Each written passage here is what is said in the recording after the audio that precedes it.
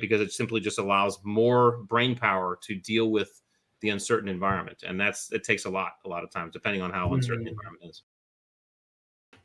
Rich, welcome to the Ultrahabits podcast. Good morning here from Australia, but I guess it's maybe a good afternoon from your perspective, right? Good afternoon, good. I guess early evening from the East Coast of the United States. So yeah, thanks for having me. It's great to be here. You're a man that's been on the move for the last few months. I know that we've tried to connect. Have you been on break? Have you been working? A bit of both? What's unfortunately just the former, or actually the latter, right? Mostly working, which is good. That's good news. But yeah, a lot of travel to do the consulting that we do for the attributes for organizations and teams. So that's been going very well. And yeah, we basically, my wife and I do it together. So she's the kind of the COO, and she basically said, "Hey, you're not going anywhere in December." She sends me off no matter, anyway, regardless, which is great because it's all different between. There's a huge difference between the Navy telling you have to go somewhere and your wife telling you have to go somewhere. So, and I'll tell you, the latter is much better. But yeah, we decided December I'd be home, and that's so I've been home for the last few weeks, and we'll be through the holidays. Where are the consequences? Were they worse if you didn't follow orders in the Navy, or if you don't follow the orders at home? Like, where do you bear the worst consequences? I guess the consequences for not following orders in the Navy is jail. So that's pretty bad. But I know I think the idea when you do something, if you're lucky enough and are able to do something with the person you love, it's really it's the synergy. I mean, the decisions are made together. There's a real well, I guess synergy between the way we can work and so she, when she can send me out, I can go happily, and sometimes she can come with me. We have 2 kids, and so she can't come every time, but those are the best when she can come with me. So we actually had a friend of mine who was a previous guest. We actually just released his episode today or yesterday. And him and his wife work with couples who want to go on an entrepreneurial journey. Mm-hmm. And, him and I had a personal conversation just about how challenging it can be when him and his wife are trying to coach couples, right? Because sometimes you realize when you create the business, your values are very different. Like, how have you experienced the whole process of kind of building a business with your wife and creating guardrails? And has that been challenging? I would say I could see how it could be, but the fact is both of us are coming in with zero knowledge, and so and I do think that's a factor when you're learning together. That is a factor because you're both making mistakes. We're both making mistakes, and we're not. And we've never been. We got married in 2001. We got married in July 2001, right? And I remember sitting her down and proposing, but telling her, "Hey, listen." She didn't really know a lot about the Navy SEALs, and I said, "Listen, it's it's a profession where we'll deploy here and there. I mean, it's a cycle. So I'll go to a team, I'll do some training, and I'll deploy somewhere, and I'll come home. It's just, it's fairly routine, fairly regular."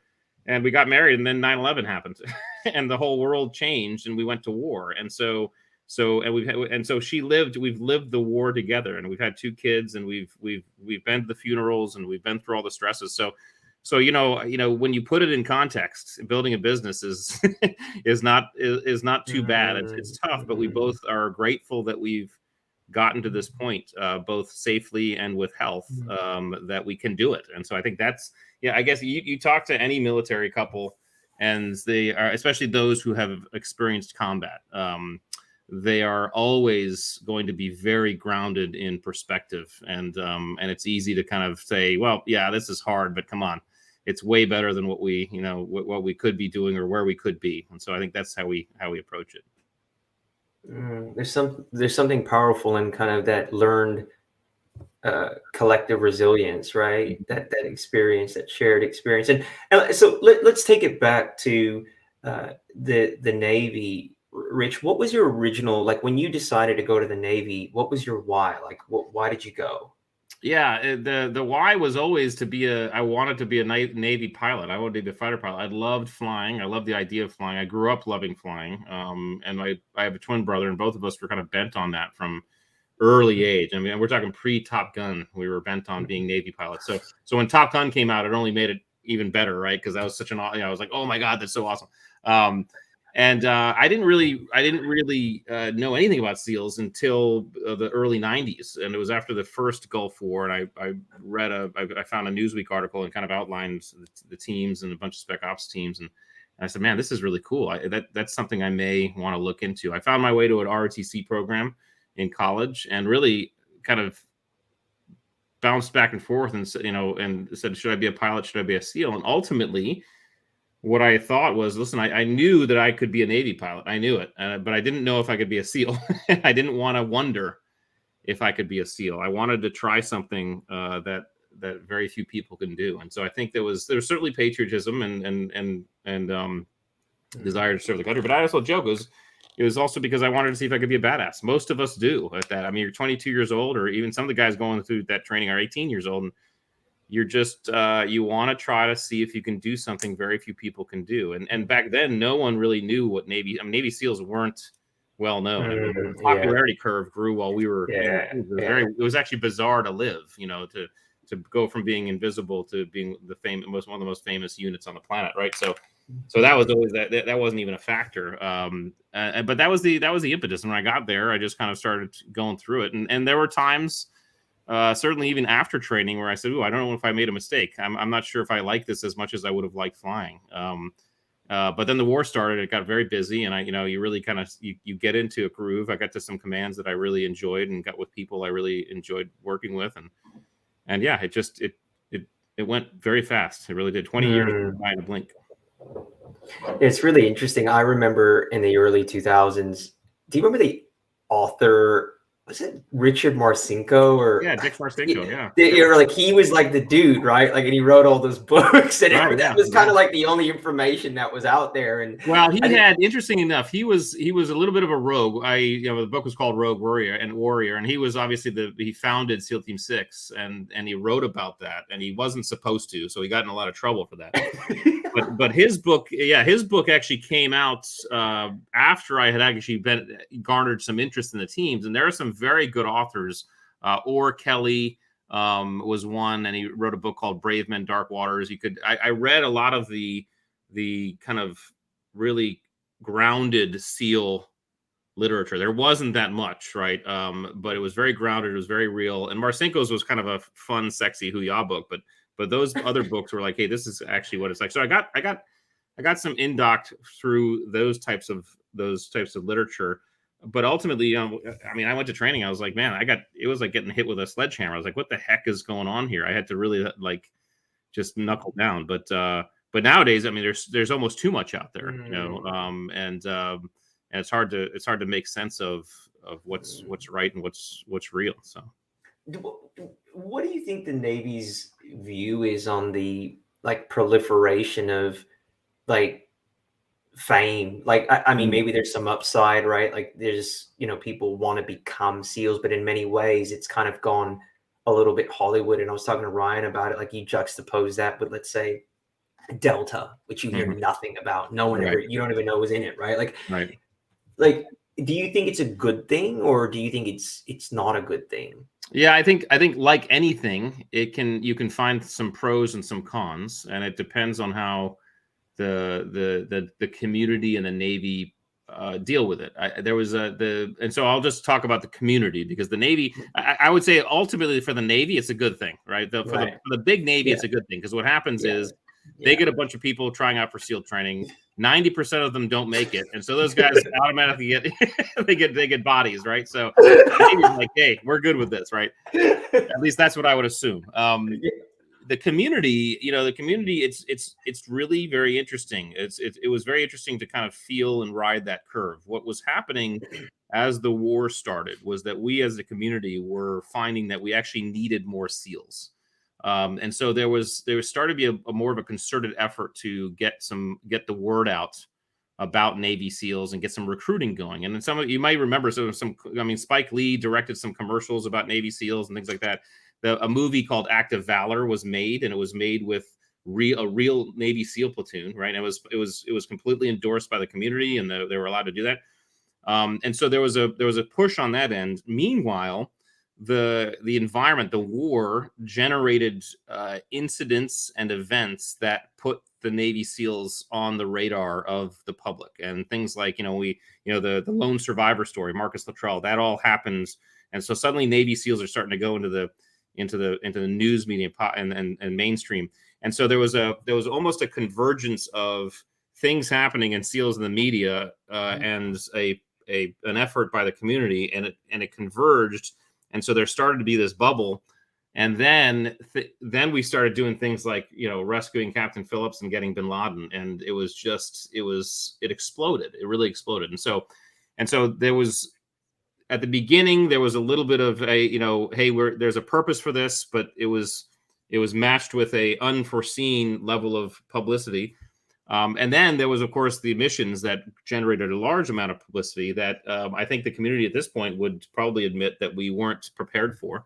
Hard to understand why we weren't prepared for it, because that's a huge, those are huge operations. But when you're a unit that lives really largely in the shadows as ghosts, and you get used to that, you don't know really how to prepare for publicity. None of us do. And so I think we became too famous too fast. And I think the results, the pros of that was that it highlighted the unit in ways that it never had been. I mean, there's, Navy SEALs are doing good stuff out there, as are all other spec operators, and the whole special operations community, I think, benefited from that type of stuff, because the special operations community got very well funded and got visibility and things like that.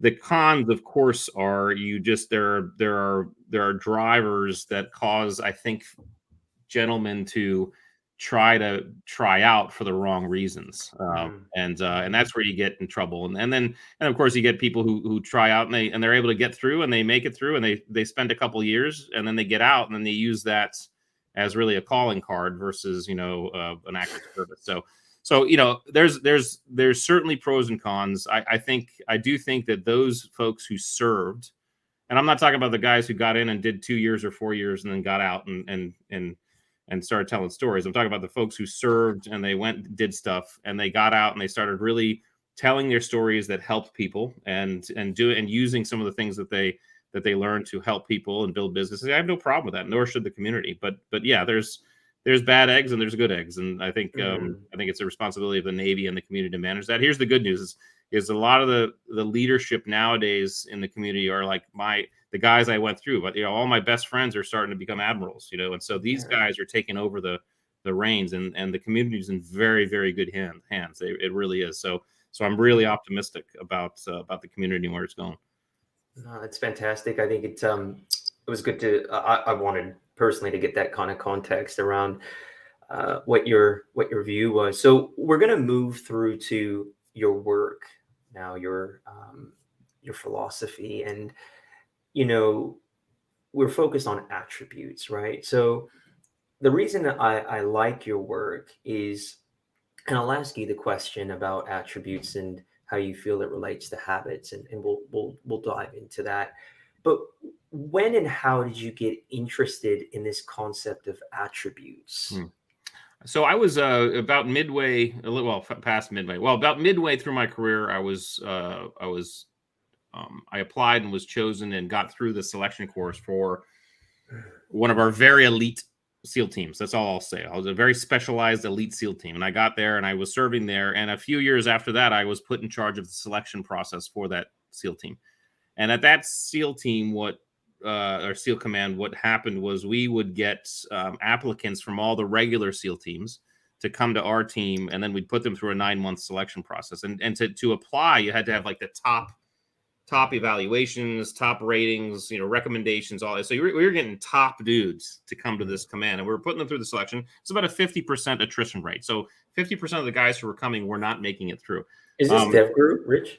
Yes, it was. Yeah. So what now, any selection process implies attrition, right? So 50% is not that big of a deal. But the problem was we weren't able to effectively articulate why guys weren't making it through. We were saying things like, well, couldn't shoot very well, couldn't do this. And they were all very skills based. And these are top dudes, so it felt disingenuous to them, disingenuous to us. And of course, our leadership was like, hey, you got to tell me more than something. If you're not going to pick this dude, you got to tell me something more than, hey, he didn't cut it, right? You have to have something more. So when I took over training, the leadership asked me to really look at it and say, hey, Rich, can you really kind of start articulating what we're doing? And so to do that, I had to really deconstruct performance. And when I started to deconstruct performance, I started to recognize that, hey, there's actually two types of performance. There's this very visible performance that's kind of tangible and easy to see and identify. And then there's this performance that comes from hidden qualities that we don't necessarily see. And what I found is that in our community and communities like ours, those ones are the ones that are preferred. It's not really about the skills. It's about these attributes, these qualities. And so that's why I began to separate these two things, skills versus attributes. And the fact is, these skills, just to lay it out for the audience, skills they're not inherent to our nature. We're not born with the ability to ride a bike or throw a ball. They direct our behavior. They tell us how and when to do something. Here's how and when to throw a ball or ride a bike. And then they're very visible. So they're very easy to assess, measure, and test, right? You can see how well anybody does any one of those things. The problem with skills is they don't tell us how we're going to show up in stress, challenge, and uncertainty, because in an unknown environment, it's very difficult to apply a known skill. That's when we lean on attributes. Attributes, on the other hand, are inherent to our nature. We're all born with levels of adaptability, situational awareness, patience, right? Now, we can certainly develop these things over time and experience, but you can see levels of this stuff in very small children, which means there's a nature-nurture element to attributes. Attributes don't direct our behavior. They inform our behavior. They tell us how we're going to show up to an environment. So, for example, my son's levels of resilience and perseverance informed the way he showed up when he was learning the skill of riding a bike, and he was falling off a dozen times doing so. And then finally, because they're hidden in the background, they're very difficult to see, and that means they're very difficult to assess, measure, and test. They're the most visible and visceral during times of stress, challenge, and uncertainty. That's when they're really kind of showing up. So bottom line is, if we're not considering attributes when we're looking at performance, then we're missing a huge part of the performance picture. And what I recognized in the training I was running was that, hey, we are mostly looking for not if the guy has the skills to do the job, because we can always train skills. We need to see if they have the attributes to be able to do what we're asking them to do, to be able to do the job. And a quick example I'll give you that's kind of simple and goes back to our basic SEAL training. You've had some SEALs on your show. You know the community. Basic SEAL training called BUDS, Basic Underwater Demolition / SEAL Training. Back when I went through back in '96, and so back when I went through, one of the first things that you had to do when you showed up was swim 50 meters, jump in the pool, swim 25 to one end, 25 back to the other end. The story goes, and this apparently happened before I got there, right? But the story goes, a kid shows up and it's his turn to swim. When he jumps into the pool, he sinks to the bottom, and he starts walking across the bottom of the pool to one end, and then he walks across the bottom of the pool back to the other end. He comes up and he's gasping for air, right? Almost drowning. And the instructor looks at him and says, "What the hell are you doing?" And the kid, who's still trying to get his breath, looks at the instructor and says, "I'm sorry, instructor, I don't know how to swim." And the instructor pauses for a second and looks at the kid and says, "That's okay, we can teach you how to swim." Now, why did the instructor do that? Is because the instructor knew that if this kid had the qualities, the attributes to show up to Navy SEAL training without knowing how to swim and just jump into a pool and walk across the bottom, he had everything we needed to be a Navy SEAL attribute-wise. Teaching him the skill of swimming was going to be the easy part, right? And so these attributes start to inform our behavior, and we start talking about everything we do, whether it be spec ops or business or sports or whatever. Everything we do is underpinned by these attributes, and that's really how I got into them. And then I got out of the Navy, and I realized, well, businesses and teams and individuals, they don't know how to articulate this either. They call them, a lot of times you hear, soft skills, these intangibles, right? We're talking about attributes. And so I wanted to write a book to kind of lay it all out. Can developing your skill, i.e., putting the time into your craft, help you elevate your attributes? I guess, there's that saying, it may even be a Navy SEAL training, that we don't rise to the level of our expectations, we rise to the level of our training. Now, if that's true, would you say that through developing competence in your craft, it elevates your attributes because you can go into I guess an automatic mode? Well, in some cases, and the way I would describe it is, we think of skills as what are those things that we can train to do, those tasks, whatever, those rote tasks that we can train to do, that are and can be kind of the same every time. So let's just take let's just take SEALs, for example. Okay, the basic SEAL skills are shoot, move, and communicate. Okay, I need to be able to shoot my weapons, operate my weapon systems. I need to communicate when I need to be able to communicate where I need to communicate. I need to be able to move in the way I need to move. Right, those are basic skills that SEALs require. Okay, training in those to a high degree allows you to get to the point where you can do them without thinking about them. Okay, that's when you are able to access your full mental capacity to deal with uncertainty. What Navy SEALs are, and what we actually teach in the at the Attributes Incorporated, and where I'm gonna and my next book will be about this too. But what Navy SEALs are in fact masters of uncertainty. That's what they are. Okay, it's not about the shooting. It's not about the skydiving. It's not about the scuba diving. It's about the fact that they're individuals and teams that can drop into deeply complex, ambiguous environments and uncertain environments and start performing. Okay. The way you do that is you understand exactly, there's a few things that go into it, but part of the key thing is understand exactly what attributes you bring to the table, because it's the attributes that are going to allow you to begin to figure out and move inside that environment. If you've trained in certain skills to the effect that you don't have to think about them, that only helps, right? So skill training can help develop attributes in the sense that it helps put you in a position where you can more effectively and more often jump into uncertain environments and begin to develop these other attributes. Another great example is driving. Okay, and I drive a stick shift. I've taught my kids how to drive a stick shift, a standard shift, and the idea is once you get to the point where you can shift gears and you can drive that car without thinking, then the whole driving world opens up, right? And now I can start actually dealing with everything that driving is about. While I'm still learning how to drive that stick shift, I'm all in the skills. I'm down here looking at the gear shift. I'm looking at my foot pushing the clutch. Everything. I'm not even looking out the window when I'm first learning how to drive a stick shift. But then slowly, as I get those skills developed, and I don't have to think about it, I start to look out the window. And then I'm not thinking about it all. I start to get a whole sense of my environment. So there's a real synergy between skills development and attribute development. But what people have to recognize is just developing a raw skill just for the skill's sake is not necessarily going to develop attributes, because it's highly certain. And it's in the uncertain environments where we see attributes the most viscerally. What are I know you have 25 attributes, but I think there's kind of they're header attributes, right? Like those 25 fall under key headers. What are those key headers? Yeah. So the book, I talk about 25 attributes. There are more than 25. I focused in on 25, and I broke them into 5 categories. The first category is grit, which is, and again, people think of grit as a singular attribute, as its own attribute. It's not. Grit is actually a combination of things like blended and stewed together that create grit.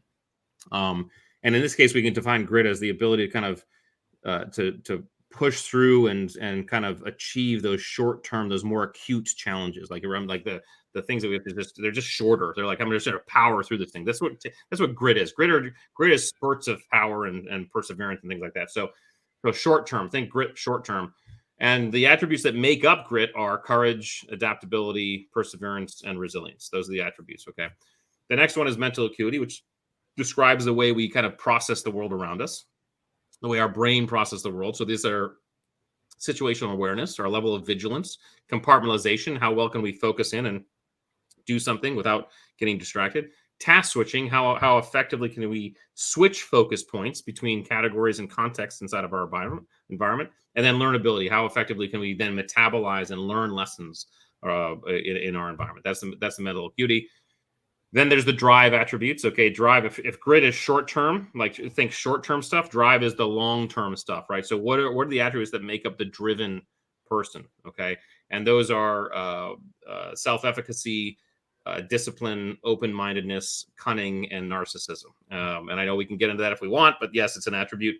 Then we have the leadership attributes. What are the attributes that make up great leadership? Okay, and again, as a leader, when we think about leadership is not a position, it's a behavior. Okay, you don't get to call yourself a leader, for example. That's like calling yourself good looking or funny. Other people decide whether or not you're good looking or funny. Other people decide whether or not you're a leader, and they do so based on the way you behave, and those behaviors stem from these attributes. So those are empathy, selflessness, authenticity, decisiveness, and accountability. And then finally, team ability attributes, which how we effectively operate with others on a team. Again, same like leadership, you don't get to call yourself a great teammate. Other people decide whether or not you're a great teammate based on these behaviors: integrity, conscientiousness, humility, and humor. And so those are the basic attributes I talk about in the book, and those are the categories that kind of wrap around this kind of idea of performing optimally. When we think of SEALs in, like the public, a lot of us think of, athletes or people that obviously have the physicality. If we were to look at elite Navy SEALs, like the elite of the elite, let's say those that made it into your unit, would we be surprised as to what those individuals looked like? Do you think, like, I guess what I'm asking is, there's, is a stereotype we think of, like this athletic kind of, buff person in there, right? Just type A, bit ADHD, maybe a bit of David Goggins, whatever, right? Is that true? Or, or is what a really successful, hyper successful SEAL looks like? Or is it much more, are the qualities much more subtle? Just from an outside perspective. Yeah, it's very much the latter. The qualities are much more subtle. Of course, you have athletes in the SEAL teams, but being an athlete has very little to do with whether or not you're going to make it through SEAL training. In fact, we've had it's often the case that like super athletes come and show up to BUD/S and they quit within the first few days, right? Because it has to do with a level of and an ability to push through at the worst moments. And listen, I would actually, athletics is interesting, is an interesting genre for me, because I'm really about how people operate in uncertainty. That's my whole thing. I love thinking about it, teaching it, deconstructing it. How do we help people do better in uncertainty, challenge, and stress? That's my thing, right?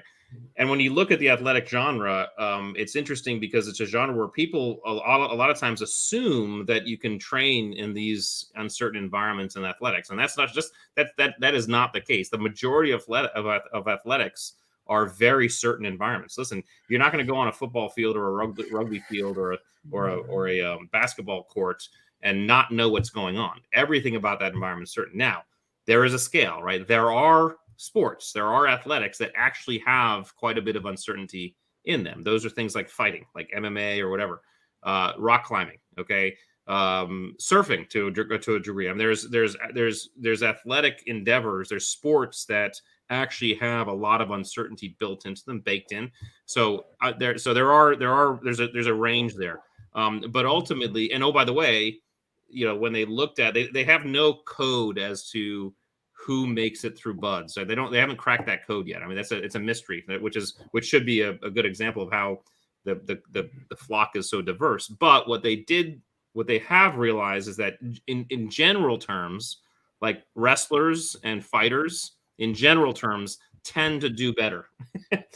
That the reason why is very simple in my head, is because when you're in that type of sport, you're dealing with uncertainty. You start to learn how to deal with uncertainty in a way that you might not on another athletic field. All that said, there are baseball players, there are football players, there are basketball players who end up being SEALs. So it's not exclusive, but I would say, to answer your question, the typical SEAL, I always say, the most dangerous SEAL you'll ever meet is the guy you never knew you met. All right. Because they look normal.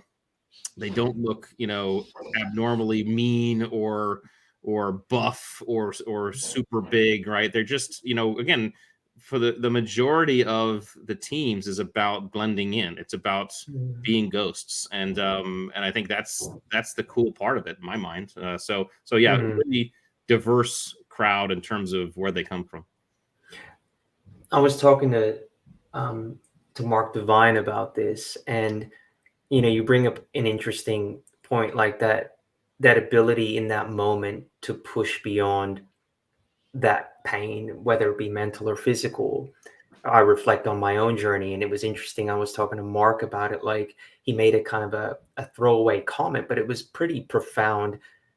It was throwaway in a sense that he just said it, but it was pretty profound in the sense that he said, I paraphrase, a lot of SEALs are kind of people that are dealing with their trauma. And I think what he meant, like, when I look at that situation, the ability to, I'm an ultra endurance runner, right? I leverage history and what I've been through and suffering and pain as an addict and someone that's gone through, my history. How much of that would you say comes into play in the psyche of a successful SEAL? Like, how much are they trying to move away from their past or who they were, and how much of it is about becoming? And, you know, like, you know what I'm saying? That's a great question. And the answer, I don't know if we'll ever know the answer. I think that's also on a sliding scale in terms of, I guess trauma is always subjective, right? So that's one thing.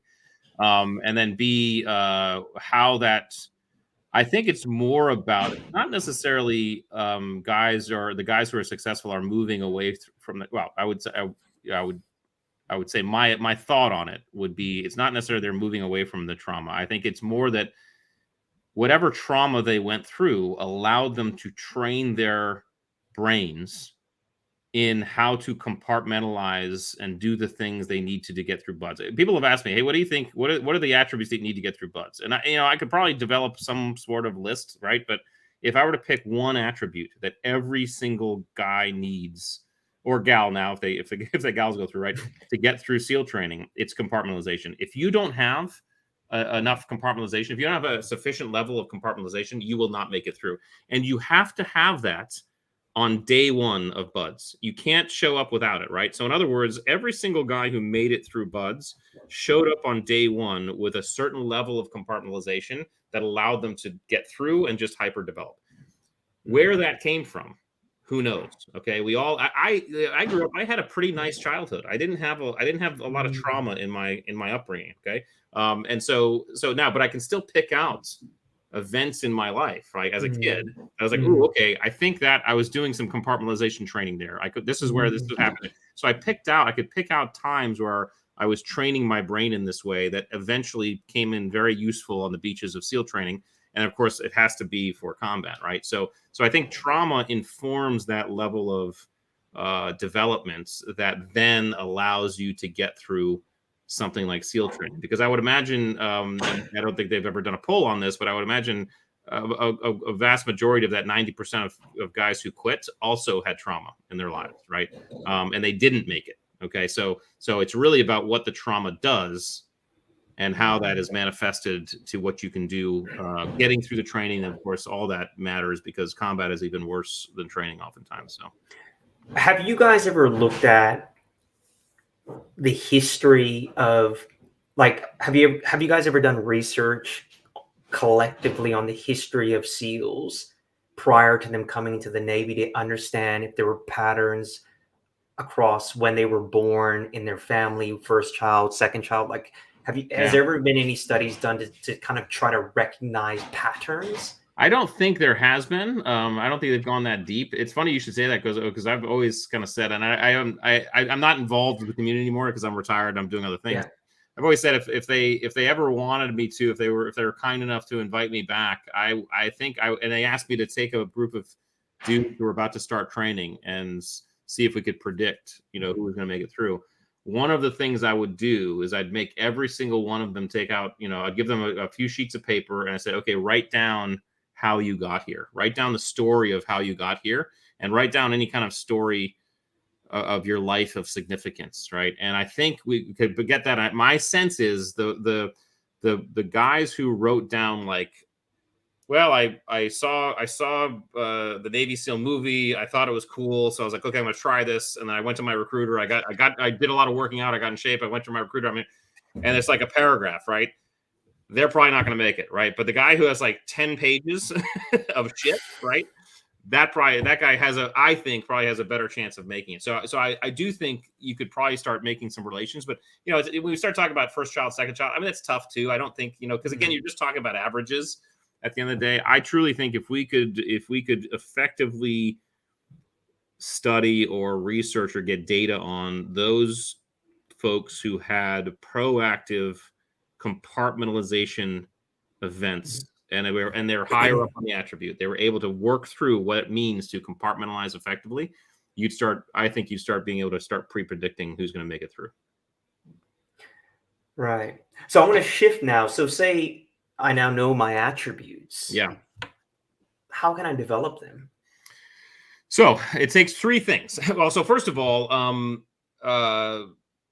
all of us have all of the attributes. That's one thing everybody has to understand. We are born with all of them. The difference in each one of us are the levels to which we have each. So if we take adaptability and 10 is high and 1 is low, I would be probably a level 8 on adaptability, which means when the environment changes around me outside of my control, it's fairly easy for me to go with the flow and roll with it. Okay. Someone else might be a level 3, which means the same thing happens to them. It's difficult for them to go with the flow. Again, there's no judgment there because human beings are adaptable. It's not that person's not adaptable. It's just harder there. There's friction, right? So if we're to line all these up on the wall like dimmer switches, all of us would have different settings, and that starts to speak to how we perform, right? So we can start to understand how and why we perform the way we do. So that's number one. Number two is you can never have nor do you want a high level of all the attributes. It's impossible, and it's probably going to interfere with your specific niche. There are specific niches that require lower levels of certain attributes. I always kind of say the stand-up comic with too much empathy is not going to be a very good stand-up comic, right? I mean, because you're not going to be able to see the funny at a funeral, for example, if you have too much empathy, right? So too much of an attribute can be detrimental to whatever endeavor you're in. So it's really about understanding. And I always kind of, the last thing I'll say is I relate it to the movie Cars, which I love that movie. It's not just because my kids made me watch it 1,000 times. It's because it's a good movie, right? And it's a good example, I think, of humans, because humans, we're all automobiles, okay? But some of us are SUVs and some of us are Jeeps and some of us are Ferraris. And again, there's no judgment there because the Jeep can do things the Ferrari can't do and the Ferrari can do things the Jeep can't do. But it behooves us to kind of lift our hood once in a while and figure out what kind of engine we're running with. Because if we realize that we're a Jeep and we're running on a Ferrari track, now we have a reason, some explanation as to why we have so much friction, right? So that's all that to say, if you are lower on an attribute that you actually do want to develop, it takes 3 things. It takes self-awareness. You have to know you're low on it. Self-motivation, you have to want to develop it. And then it takes a willingness for you as an individual to deliberately step into stress, challenge, and uncertainty to develop that attribute. So you got to find, so for example, if you want to develop your patience, you have to go find environments that test and tease your patience, whatever that looks like for you. Okay. It might be, I'm going to go deliberately drive in traffic. It might be, I'm going to stand in the longest line in the grocery store. I always say having kids will develop patience, right? But whatever those are for you, you got to find those, and then you can start developing these attributes and getting a little bit higher on those bars. It's interesting. I just wrote an article actually for Forbes, mentioning how the Marines use crucibles, right? And for me, I'm a big believer that we can and we should create self-imposed crucibles, particularly focused on areas in our lives that aren't necessarily optimized, right? So what you're talking is about we got to manufacture adversity. Yeah. And that will then stretch us in that particular domain, right? That's right. But it also, we have to manufacture adversity that involves uncertainty, because uncertainty is a key that really hyper develops attributes. It really does, because adversity, you can, and I'm not saying it's exclusive. You can go through tough stuff, but once you inflict uncertainty into the equation, now you're hyper developing these attributes, because now you're really in a position where you're leaning on them the best you can. It's hard to apply a skill to uncertainty, and that's when you're really hyper developing the stuff. How do you know that you're improving within that attribute? Like, well, you'll feel less friction when that attribute is required, right? So in other words, if you're low on adaptability, it means, hey, when the environment changes around me, outside my control, I feel friction, I feel uncomfortable.